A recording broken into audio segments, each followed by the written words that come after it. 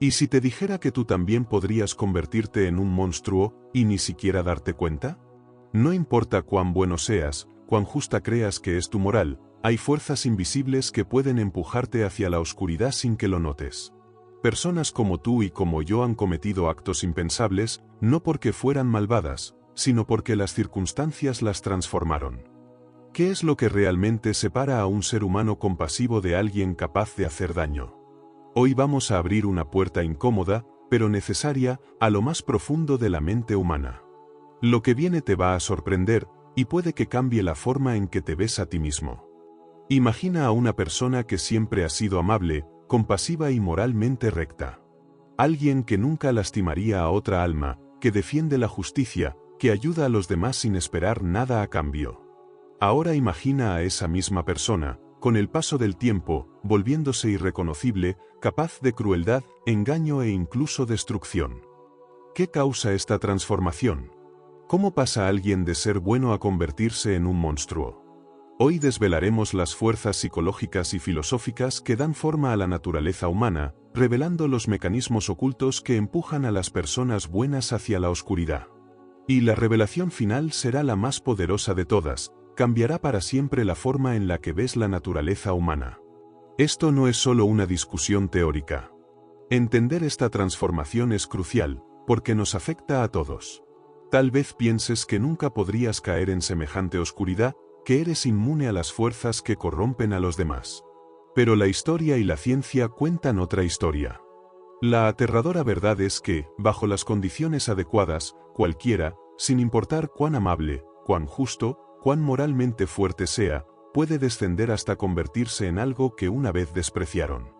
El psicólogo Philip Zimbardo, el hombre detrás del infame experimento de la prisión de Stanford, reveló cómo personas comunes, puestas en ciertas circunstancias, pueden cometer actos de crueldad que jamás imaginaron.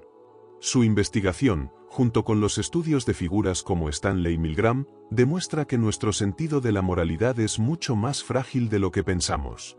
Y la parte más impactante es que la mayoría de las personas nunca se dan cuenta de que están cambiando hasta que ya es demasiado tarde.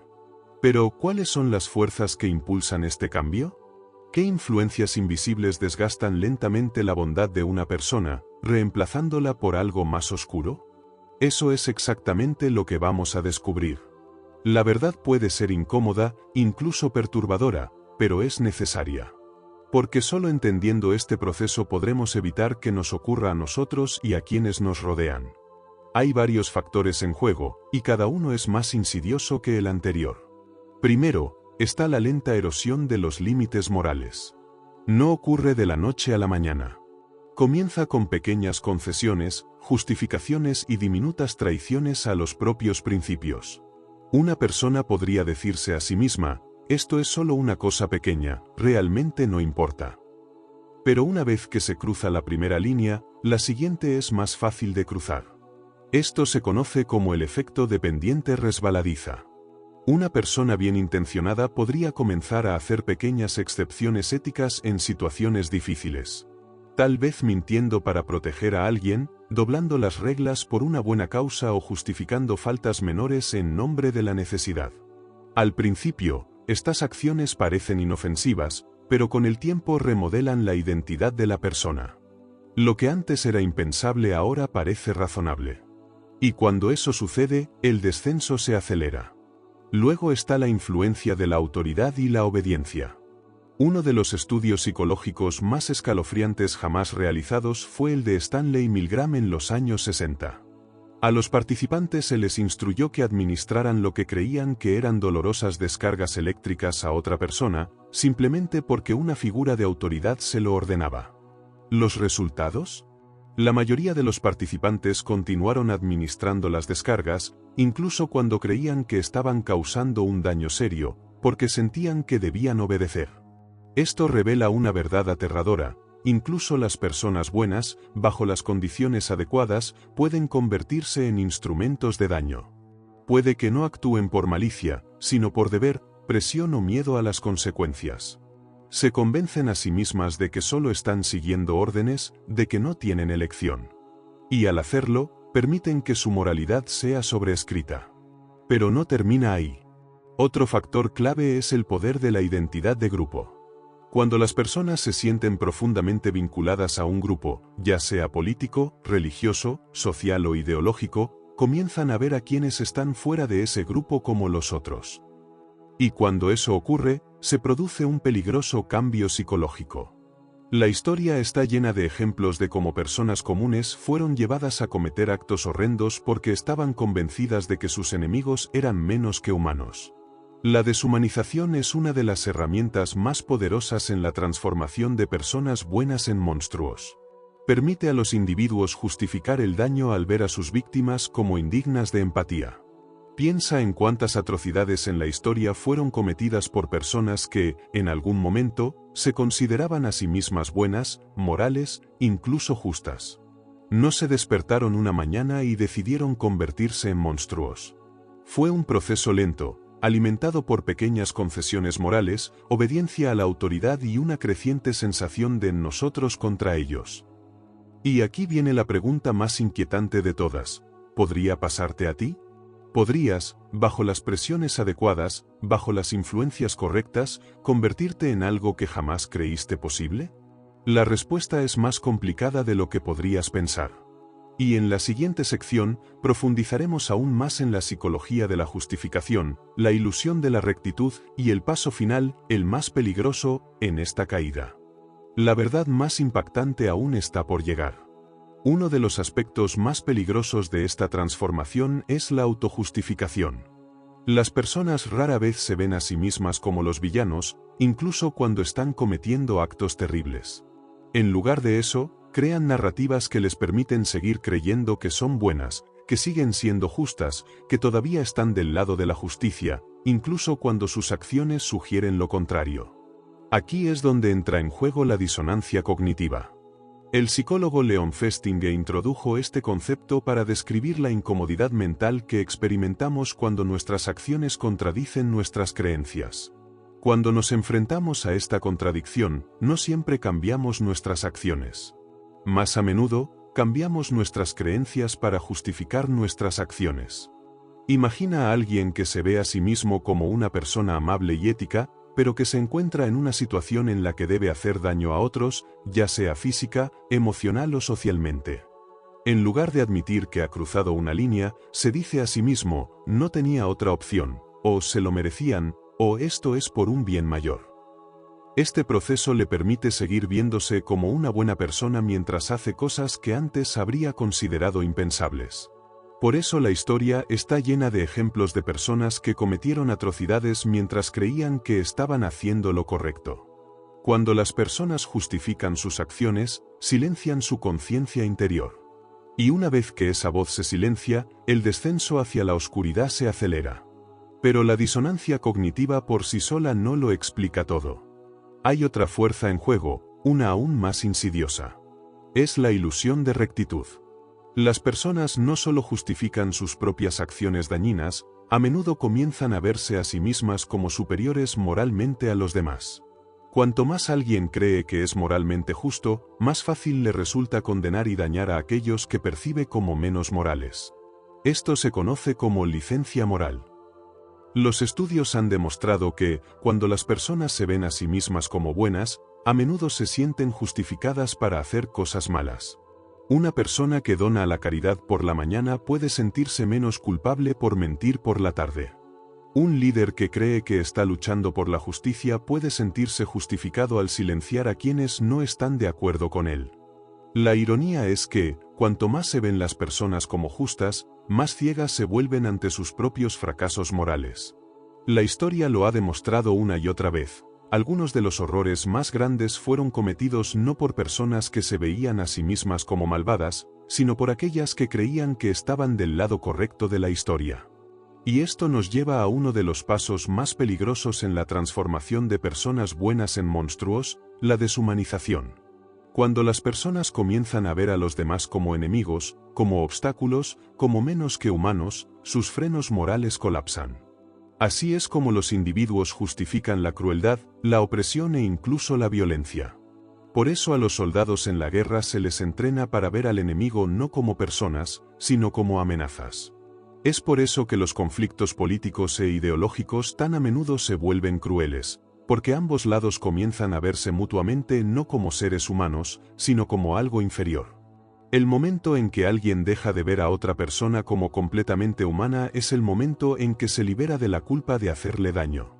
Por eso, a lo largo de la historia, se ha utilizado la propaganda para retratar a los enemigos como malvados, corruptos o subhumanos. Porque una vez que ocurre ese cambio mental, la moral ya no se aplica. Pero aquí está la parte más aterradora: este proceso no solo ocurre a gran escala, en guerras o movimientos políticos. Ocurre en la vida cotidiana. Ocurre en lugares de trabajo, cuando las personas justifican la crueldad hacia colegas que les desagradan. Ocurre en relaciones, cuando una persona convence a sí misma de que sus acciones están justificadas porque la otra persona se lo merece. Ocurre en línea, cuando las personas atacan a desconocidos con palabras que nunca usarían en la vida real, porque no los ven como personas reales. Y puede pasarnos a cualquiera. Nadie es inmune. Así que ahora debemos hacernos la pregunta más difícil de todas: si las personas buenas pueden convertirse en monstruos, ¿cómo evitamos que eso ocurra? La respuesta no es simple. Pero en la próxima parte, descubriremos las salvaguardas ocultas, las defensas psicológicas que pueden prevenir este descenso. Porque, aunque la oscuridad siempre está presente, también lo está la luz. Si las personas buenas pueden convertirse en monstruos, entonces comprender cómo prevenir esa transformación es una de las lecciones más cruciales que podemos aprender. Si bien es cierto que las personas buenas pueden convertirse en monstruos, también es cierto que no todas lo hacen. Entonces, ¿qué es lo que marca la diferencia? ¿Qué impide que alguien cruce esa línea? Los psicólogos han identificado ciertos factores protectores, salvaguardas internas que pueden prevenir el descenso hacia la deshumanización y el autoengaño. Uno de los más poderosos es la autoconciencia. Las personas que se toman el tiempo para reflexionar sobre sus pensamientos, emociones y motivaciones tienen muchas menos probabilidades de racionalizar un comportamiento dañino. En otras palabras, si puedes observarte a ti mismo con honestidad brutal, puedes detectar las señales tempranas de la oscuridad. Puedes notar cuando estás empezando a justificar algo que sabes que está mal. Puedes reconocer cuando estás deshumanizando a alguien, cuando estás alimentando una narrativa de superioridad moral. La autoconciencia es como un espejo. Y aunque a veces nos muestra cosas que no queremos ver, también nos da la oportunidad de corregirnos. Pero la autoconciencia por sí sola no basta. También necesitamos humildad moral. Esta es la disposición a aceptar que tú también eres capaz del mal, que tú también puedes equivocarte. Aquellos que creen que nunca podrían hacer algo terrible son, paradójicamente, los más vulnerables a hacerlo. Porque cuando finalmente lo hacen, no lo reconocen. No se detienen.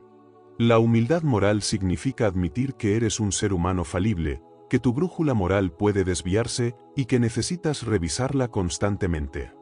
Esta cualidad permite que las personas escuchen a los demás, que consideren perspectivas diferentes, que se cuestionen a sí mismas. Y luego está la empatía. La capacidad de ponerse en el lugar del otro. De sentir lo que otra persona siente. La empatía es el antídoto más directo contra la deshumanización. Cuando ves a alguien como un ser humano completo, con su propio dolor, esperanzas y temores, se vuelve mucho más difícil justificar hacerle daño. Pero aquí está lo complicado: la empatía no siempre es automática. A menudo, tenemos que cultivarla activamente. Especialmente hacia aquellos que no nos agradan, hacia quienes piensan diferente, hacia quienes vemos como el otro. Cuanto más podamos ejercitar la empatía hacia aquellos que nos desafían, más fortalecemos nuestra resistencia moral. Además de estos factores internos, también hay barreras externas que pueden ayudarnos. Las normas sociales, las estructuras éticas, las comunidades que valoran la integridad. Cuando estamos rodeados de personas que modelan un comportamiento moral, es más probable que sigamos ese ejemplo. Por el contrario, si estamos en un entorno donde la crueldad es normalizada, donde la deshonestidad es recompensada, la caída hacia el monstruo se vuelve más fácil. Esto significa que tenemos que ser muy cuidadosos con los sistemas a los que nos unimos, las ideologías que adoptamos, los líderes a los que seguimos. Porque no solo afectan lo que hacemos, sino también lo que creemos que está bien hacer. Finalmente, está la voluntad de enfrentar el dolor. A menudo, el camino hacia el mal comienza como una forma de evitar el sufrimiento, evitar el conflicto, evitar sentirse culpable, evitar la incomodidad. Pero si estamos dispuestos a tolerar ese dolor, el dolor de la duda, de la vergüenza, de la compasión, entonces podemos detenernos antes de cruzar la línea.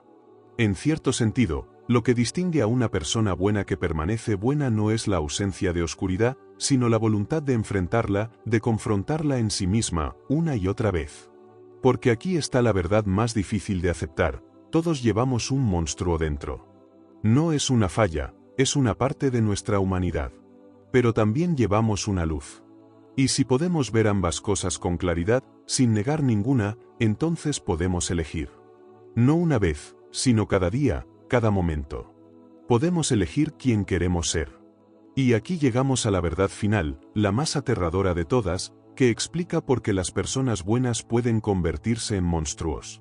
Es la fuerza que subyace a cada transformación de la que hemos hablado, la lenta erosión de la moralidad, la justificación de las malas acciones, el poder de la obediencia, la ilusión de rectitud y la pérdida de empatía.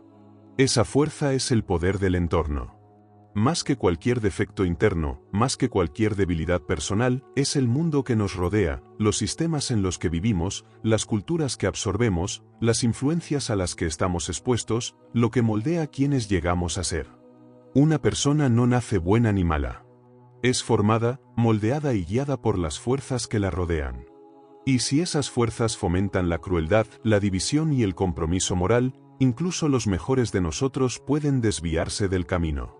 El psicólogo Philip Zimbardo, en su investigación sobre el comportamiento humano, introdujo la idea del efecto Lucifer. Demostró que, bajo ciertas condiciones, personas comunes pueden ser llevadas a cometer actos de maldad extraordinaria. No porque sean inherentemente malas, sino porque se encuentran en un entorno que distorsiona lentamente su sentido de lo correcto y lo incorrecto.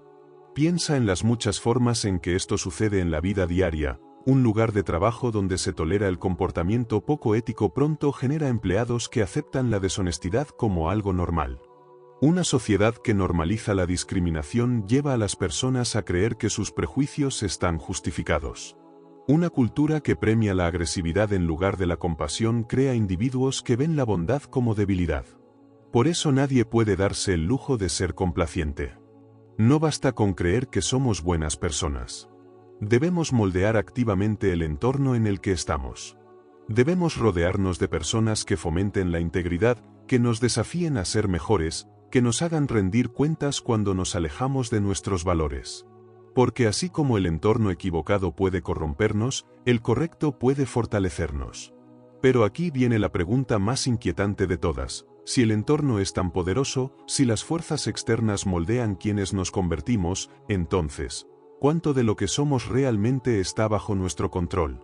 La respuesta es, a la vez, aterradora y liberadora. No siempre podemos controlar el mundo a nuestro alrededor. Pero sí podemos controlar cómo respondemos a él. Podemos elegir la conciencia en lugar de la ceguera, el coraje en lugar de la conformidad, la empatía en lugar de la indiferencia. Podemos resistir las pequeñas concesiones que llevan a la decadencia moral.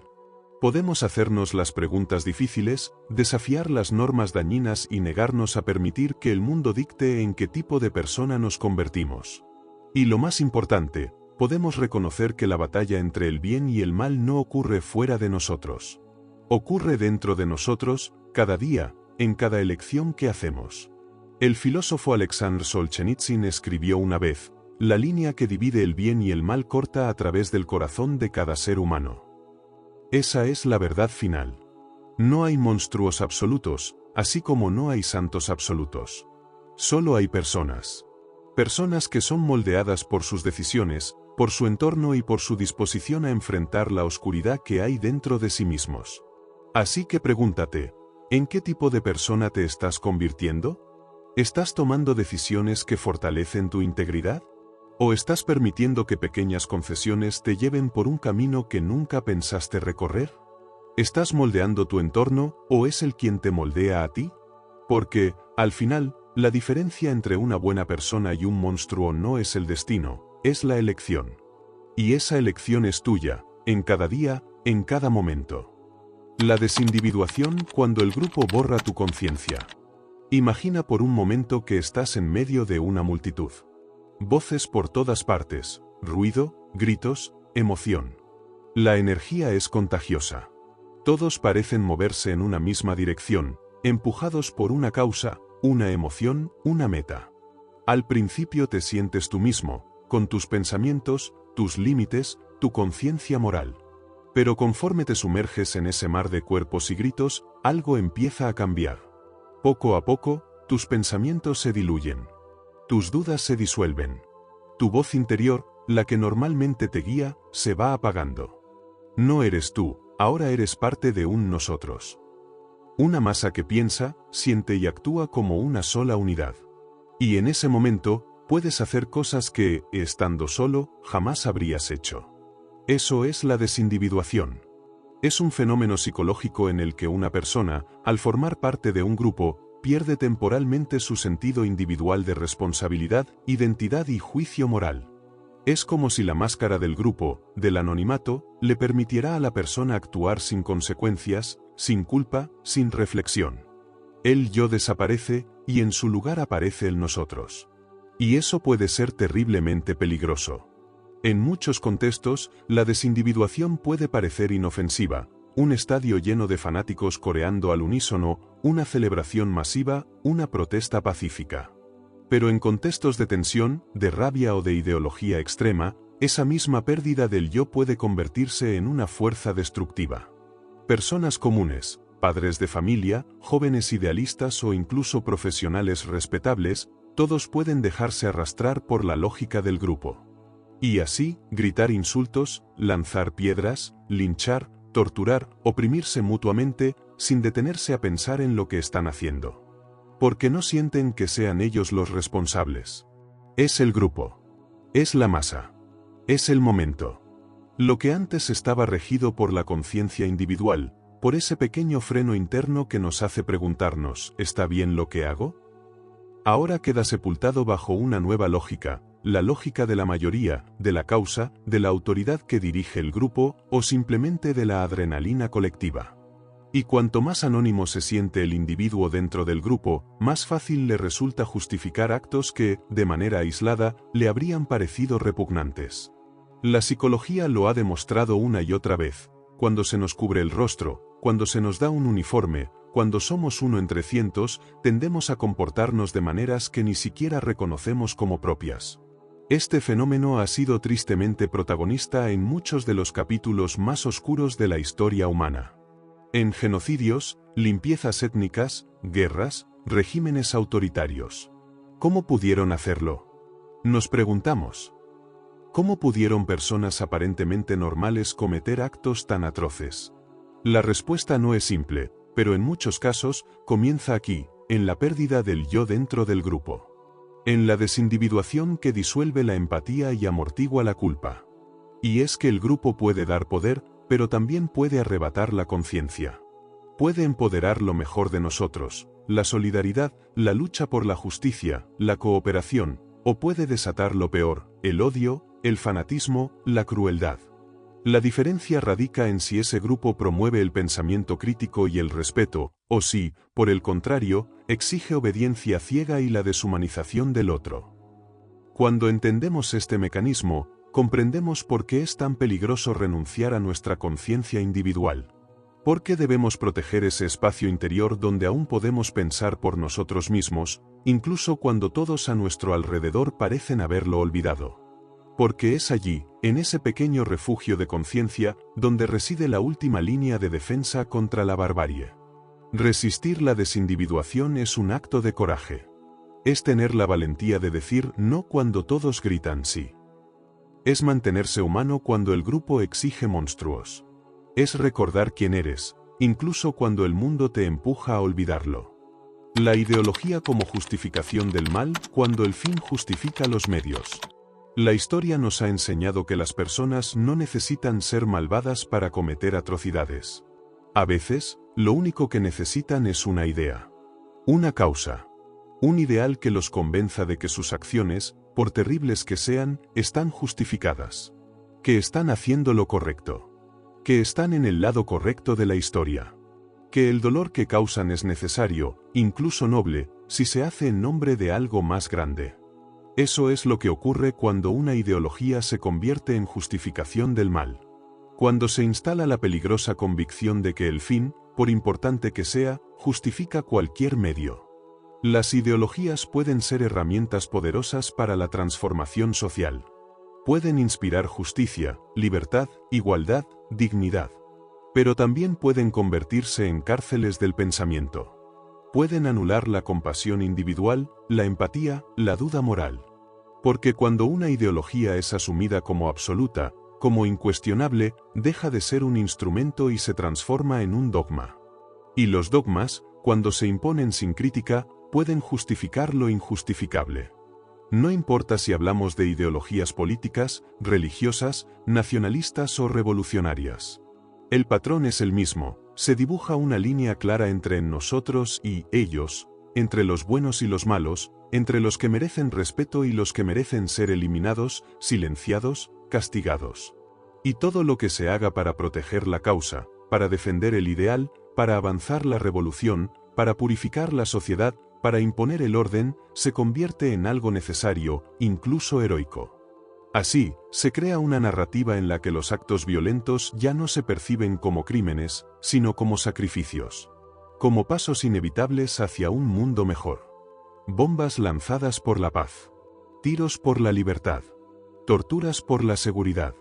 Exterminios por la pureza. Se pervierte el lenguaje moral para que lo inmoral parezca virtuoso. Este fenómeno ha sido devastadoramente común en los grandes horrores del siglo XX. El nazismo, el estalinismo, el maoísmo, el genocidio de Ruanda, los fundamentalismos religiosos. En todos ellos, la ideología operó como una armadura mental que blindó a miles, incluso millones, contra el sufrimiento de sus víctimas. No las veían como personas, sino como obstáculos para el ideal. Como enemigos del progreso. Como amenazas al orden. Y por eso, destruirlas no solo era permitido, era necesario. Y lo más inquietante es que muchas de estas personas no eran monstruos desde el inicio. Eran ciudadanos, trabajadores, padres, madres, jóvenes con sueños. Pero cuando la ideología se volvió su única brújula, cuando todo se filtró a través de una causa, empezaron a pensar que la compasión era debilidad, que la duda era traición, que la obediencia era virtud. Se convirtieron en ejecutores de una visión, creyendo que hacían lo correcto. Porque eso es lo más peligroso de este mecanismo, que puede convertir a una buena persona en un agente del mal sin que ésta se dé cuenta. Porque no se ve a sí misma como alguien que hace daño, sino como alguien que lucha por algo justo. Y en nombre de esa justicia distorsionada, se vuelve ciega a las consecuencias de sus actos. ¿Y qué queda entonces de la moral individual? ¿Qué pasa con esa voz interna que debería decirnos, ¿esto está mal? Se silencia. Se aplasta bajo el peso del deber ideológico. Porque cuando una persona se convence de que forma parte de una misión sagrada, deja de cuestionar sus propios actos. Todo se justifica si el objetivo es lo suficientemente grande. Si es por el bien del pueblo, de la nación, de Dios, de la revolución, del planeta, entonces todo vale. Pero el verdadero peligro no está solo en la ideología, sino en la forma en que dejamos de pensar por nosotros mismos. En cómo cedemos nuestra brújula moral a una estructura externa. En cómo dejamos de preguntarnos ¿qué estoy haciendo? Para preguntarnos únicamente ¿esto ayuda a la causa? Por eso, es esencial cultivar el pensamiento crítico incluso frente a las ideas que amamos. Incluso frente a las causas que creemos justas. Porque una buena causa no puede justificar malas acciones. Porque el camino hacia un mundo mejor no puede estar pavimentado con sufrimiento, odio o destrucción. Porque si para lograr un ideal tenemos que destruir la humanidad en nosotros, entonces ese ideal ya nos ha vencido. La banalidad del mal cuando lo monstruoso se vuelve cotidiano.